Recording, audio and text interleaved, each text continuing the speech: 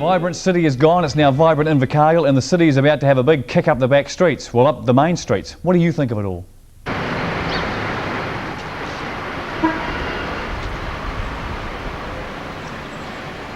This is Invercargill's downtown, but take a good look at it because it may not look this way for long.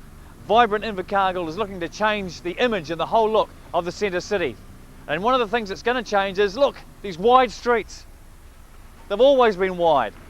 Before we change them though, let's look back in time and see why they were originally so wide. Well, I've got a photo here showing an example of North Road out at Waikiwi area, and you can see all the mud here. Now by the time you get more traffic condensed down, the streets would be very muddy when we have our rain sometimes, and the option would be there to choose some high ground on the main street. Also the larger horse and carts and whatnot would take quite a bit of area to turn around. And in the 1913, when the trams were operating, the horses could have been a bit spooky to keep away from the trams, so there's nothing worse than having a horse coming through your shop window being spooked by a tram. But it was probably just a combination of time, and we didn't change. We had the wide streets at the start, and they've just stuck with that philosophy of having wide streets right through.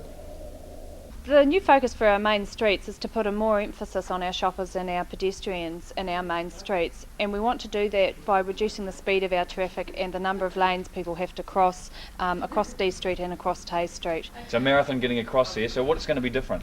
What we're going to be doing is there's going to be a slight kink in D Street, and we're going to reduce the number of lanes to cross from the current 7 to 4 in our sort of prime retail areas.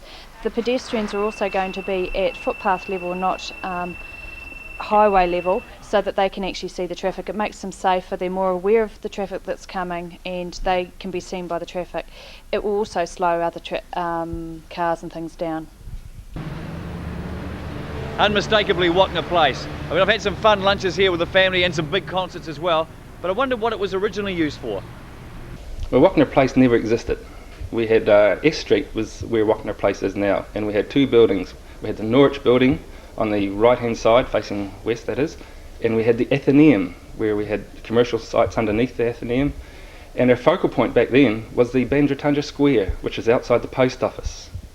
Now this is just along from where the Wapner Place is now, and there's an aerial photograph here which shows the site locations, and you sort of get an idea of the setup. But great activities used to happen outside this post office square, and we have examples of Mayfairs, royal visits, troopers returning, everything that was civic was held out in the square. What would you like to see for Wapner Place? We want to make it a very user-friendly place. We want to make it slightly bigger. We want to put some grass in, or grass plots in it. We want to simplify it. We want to paint it for a start, seems to be a major comment, so that we've actually got a focus in our centre city where people can stage events, from big national events like currently the National Young Farmer of the Year event, to having a band, to providing just general street entertainment, and then people are able to filter out and do some shopping or go and buy a coffee or do whatever. We currently haven't got a place that we can all get together and, you know, celebrate something, you know, a sweet event, whatever.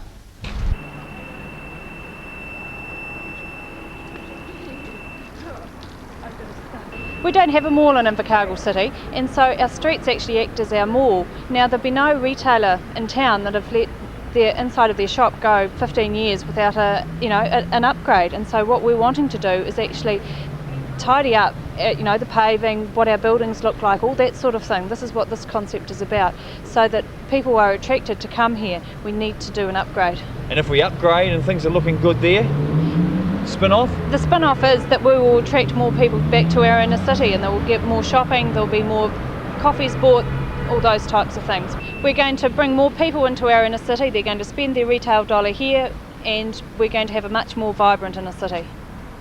There we are, Vibrant Invercargill. A look back before we look forward.